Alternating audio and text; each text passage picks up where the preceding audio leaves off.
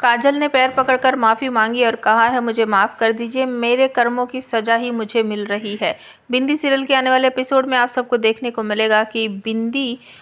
के मामा जी और बिंदी दोनों पहुंच चुके हैं जेल में काजल से मिलने। और जब काजल अपने भैया को अपने सामने देखती है तो बहुत खुश होती है, फुट फुट कर रोने लगती है, उनके पैर पकड़कर माफ़ी मांगती है कि भैया मुझे माफ़ कर दो, मेरी वजह से हमारा सारा परिवार टूट गया, बिखर गया, हम सड़क पर आ गई और मेरे करने की सज़ा आप लोगों को भी मिली और मैं तो खैर अपनी करने की सज़ा भोग ही रही हूँ। तो उसके भैया कहते हैं कि लाली बस चुप हो जा, क्या हुआ है वो बात मुझे बता, और उस अविराज ने हमसे झूठ क्यों बोला कि तू मर गई है, और तू यहाँ जेल में कैसे आई, क्या हुआ था वो मुझे बता, एक बार तो बता। तो काजल यहाँ पर सारी बात जो है शुरू से लेके और अभी तक की सारी बातें अपने भैया को बताती है कि किस तरीके से बारात वाले दिन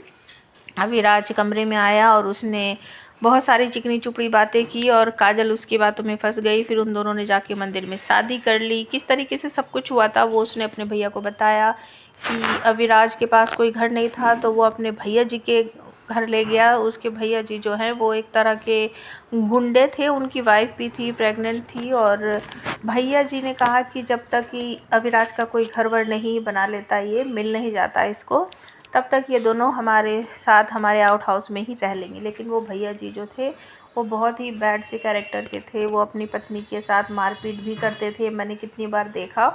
और एक बार उन्होंने अपनी पत्नी के साथ कुछ इस तरीके से किया, जब उनकी डिलीवरी हो गई थी, उनको बेटा हुआ था, तो उनको इस तरीके से मारा पीटा, उनको धक्का वक्का दिया और उनके पानी में खाने में कुछ मिला दिया, जिसकी वजह से वो बहुत ज़्यादा बेचैन थी। और मैंने खुद जाकर उनको बचाने की कोशिश की, लेकिन भैया जी ने उनको मरने दिया, धक्का वक्का मारा तो उनको ज़मीन पर गिरकर चोट वोट लग गई और उसका इल्ज़ाम मेरे सर पर लगा दिया कि काजल ने किया। अच्छा ठीक है, मैं समझ गया, एक बार मुझे उस इंसान का नाम तो बता जिसने तेरे साथ ये सब कुछ किया है, मैं उसे छोड़ूंगा नहीं। तो काजल यहाँ पर कहती है, नहीं भैया, आपको उससे कुछ भी बोलने की ज़रूरत नहीं है, मैं ना